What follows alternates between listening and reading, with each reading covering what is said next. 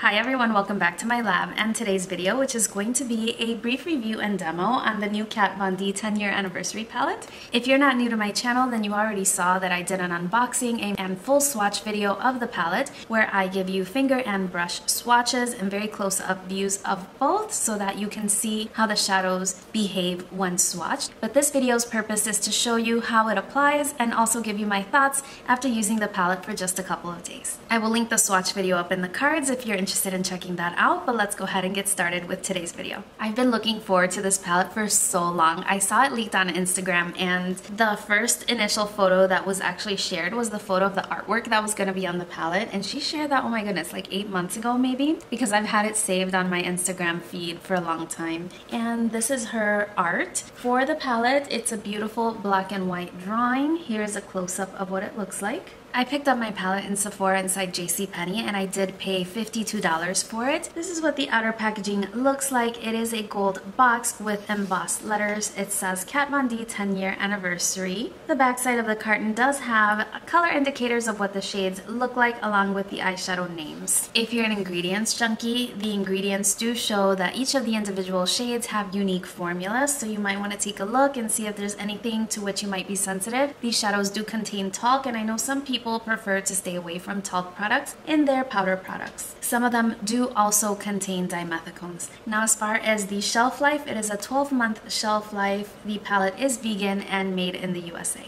Kat Von D is also a cruelty-free brand. So I already showed you the front of the palette. The back side of the palette is going to be a little more difficult to show you because of the mirror finish. My fingerprints are already all over it. But on the back side, it is completely mirrored gold, and you have just a little bit more of information about the palette. It says the 10-year anniversary collection specially designed by Kat Von D, and you are told that you have 16 different shades at 1.7 grams of product per shade, which is quite generous in my opinion. The shade names are also really lovely as they were named for some of Kat Von D's muses throughout the years. The inside of the palette, when you open it up, it does have a very nice mirror. I do really like that the mirror remains propped up, so if I set my palette down on the table, it will remain propped up and I can use the mirror to apply my eyeshadow. I also really appreciate that it's not that heavy. The last couple of eyeshadow palettes that I've reviewed are really quite heavy, and after holding them up for a while doing my eyeshadow, it gets a little bit uncomfortable, and so I really appreciate that this one is not heavy. Here are what the shades look like, and right now they're a little bit washed out from their normal color, so if you want to see them true to color, then I would suggest you check out my swatch video because I do that in natural lighting and you can see the colors in all of their vibrancy. Even so, they still look quite good, but I know that they're a little bit brighter than they're looking on screen right now. Of the 16 shades that you do get in the palette, 11 of them are mattes, and I actually really love Kat Von D's matte formula, and I love matte eyeshadows as well. My eyes are very hooded, and so sometimes wearing metallic shades is a little bit more challenging for me, even though I had to go ahead and apply this beautiful gold, which is called Egypt, to my eyelids today because I just couldn't resist it. But I do appreciate that there are so many different mattes. Now, in general, I would say that this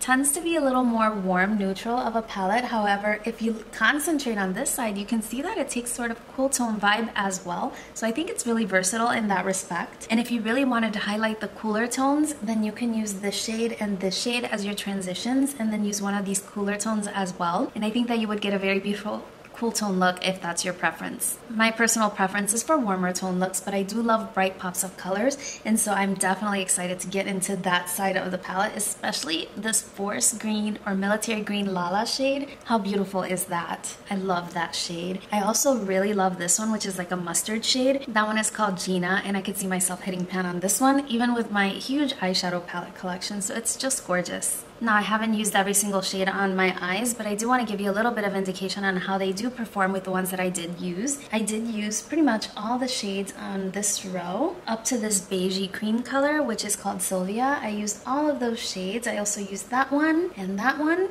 So I've used quite a few of the eyeshadow palette already, and I have to say that they're very, very consistent of what I've come to know and expect from Kat Von D products. So quality from the Metal Matte palette, the quality from her Shade and Light palette, and the quality from her Saint and Sinner palette is all present in this palette as well, and I think it's just beautiful. I had personally hoped she would re-release the Mi Vida Loca palette for the 10-year anniversary, but I'm not disappointed in this one and I'm really happy to have it in my collection. Those are my general thoughts about the palette. I don't think you'll be disappointed, especially if you're accustomed to the Kat Von D formula. This is exactly the same. I do have to point out, as I did in my swatch video, that this shadow right here, it is the shade Alexandra. It's a beautiful pinky gold shifty shadow, but it is a little more challenging to use than the other ones. Even when swatched, I did briefly apply it to my eye and it's sheer. The color is there, but I think it's more of a transformer shade and it would look beautiful applied on top of another eyeshadow. So just a tip when you're using this one, it reminds me a lot of the Stila Glitter and Glow liquid eyeshadow in the shade Wanderlust. If you've ever seen that one, it has a pinky gold shift. It's beautiful. So that's everything I really wanted to share about the palette. If you have any questions, please make sure to leave those in the comment section down below, and if you do like the eye look that I created, then stay tuned and I'll show you step by step how I created the eye look along with the brushes that I used in the process. For today's look, I started out by priming my eyelid using the Milani eyeshadow base, and I am setting the base using the shade Melanie from the palette, and this is a Delium Tool 787 brush. I'm just setting the eyeshadow base. For my first transition, I'm using the shade Sylvia and a Goss 06 brush. And if you notice, I'm also running the shadow underneath my lower lash line. Next, with a Goss 06 brush, I'm taking the shade Gina. It's one of my favorite shades in the palette. It's like a mustard yellow. It's so pretty. And I am applying that to the crease as well and bringing it slightly lower down. With the exact same brush, we're going to take the shade Ashley and we're going to pat that on the outer third of the lid and then blend it a little bit slightly into the crease as well. Next, I'm just taking my Surratt Medium Smoky Artistique eye brush and I'm just blending out the edges of the entire look. This is one of my favorite blending brushes. It's so soft and it blends eyeshadow like no other.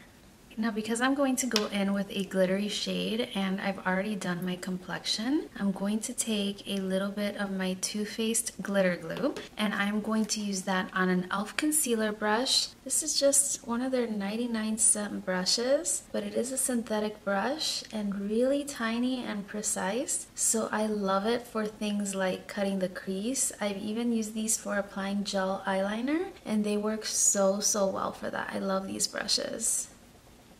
Now that I have the sticky base down, I'm taking a Goss 07 brush and I am patting the shade Egypt into the inner third of my eye. Aside from the glitter glue, this shade is going on dry. Now that I have the majority of the product off of the brush and onto my eyelid, then I'll blend that a little bit into the Ashley shade. And back with the Goss 06, I'm going to actually take the Ashley shade and apply it a little bit on top of Egypt. Next, I'm going to take the shade Adele on a Goss 08 and I'm stamping this along my lower lash line.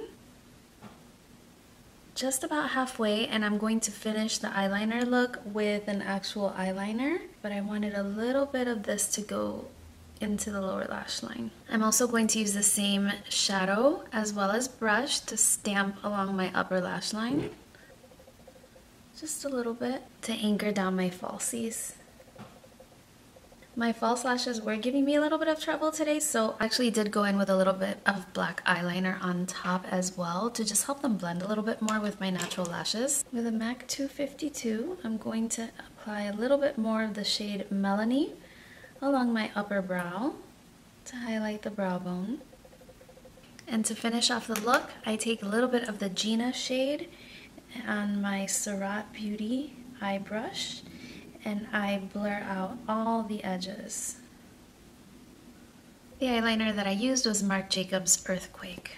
My inner corner highlight did not come from the palette. I used my Physicians Formula Butter Bronzer in the shade Champagne. This is your look without falsies, but I will go ahead and apply false lashes and be right back to show you the finished look. I did apply a little bit of black liquid liner over the lash just to blend with my natural lash line a little bit, but I think it came out really nice. I hope you enjoyed seeing that brief demo. As you could see in the video, I did apply my eyeshadow after applying my base product, and because I was using the glittery shade Egypt, that is that very bright gold one in the palette, I did experience a little bit of glitter fallout even though I went in with my Too Faced glitter glue. But part of the issue was that I also picked up the shade on a completely dry brush. I was using my Wayne Goss 07 brush, and when I picked up the shadow on the brush itself, it was completely dry, it didn't dampen the brush, and so when I tapped it, it was sticking to the sticky base, but a little bit did fall out, and so I have a little bit of glitter fallout on my cheeks, but nothing too terrible, and definitely nothing that can't be avoided if you do your eyes first. I have to say that these shadows applied beautifully, very true to color, at least on my skin tone. I do recommend that if you have a deeper skin tone that you check out Keeping It Simple with Bridget. She has a beautiful channel, she has a beautiful rich skin tone, and she applied the eyeshadows on her eyes as well. They look gorgeous on her, and so I will link her channel in the description box as well if you're interested in seeing how the shadows might apply on a deeper skin tone. Overall, they blend beautifully. They are exactly what I expected. I'm loving this palette already,